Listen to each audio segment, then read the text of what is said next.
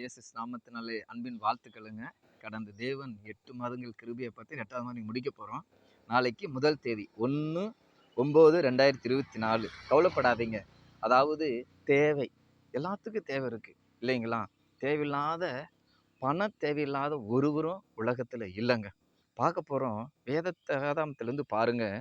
மத்தேயு 6வது அதிகாரம் 8வது வசனம் சொல்லுகிறது, பிதாவை நோக்கி நீங்கள் வேண்டிக் கொள்ளும் முன்னமே உங்களுக்கு இன்னது தேவை என்று அவர் அறிந்திருக்கிறார்.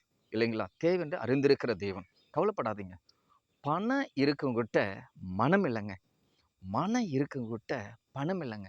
அதா போல எங்களை போல மனம் உள்ளவங்களுக்கு பணத்தை கொடுங்க. நாங்கள் ஏழைகளுக்கு நாங்கள் சேர்ந்து ராஜ்யம் கட்ட பயன்படுத்துவோம் இல்லைங்களா?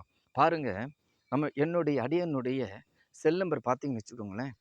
கூகுள் பேயோட நம்பர் பார்த்தீங்கன்னா நிறைய பேர் கேட்குறாங்க. நிறைய பேர் ஃபோன் பண்ணியே கேட்குறாங்க. கூகுள் பே நம்பர் சொல்கிறேங்க. 87 54 62 34 70 இல்லைங்களா? நம்ம ஜெபிப்போம். கர்த்தாவே, இதை பார்க்குற கேட்குற ஒவ்வொருவருக்காக நான் நன்றி செலுத்துகிறோம்.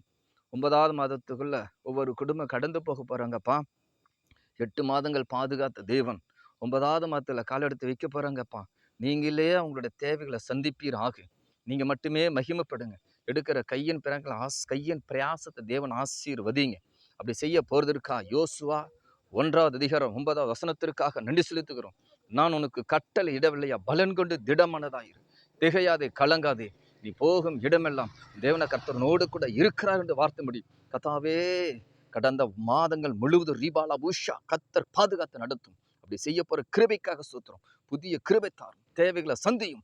நீங்க மட்டுமே மகிமைப்படும், பாதுகாத்துக்கணும். கர்த்தர் இயேசு கிறிஸ்து நாமத்தில் கேட்கிற நல்ல பிதாவே, ஆமீன்.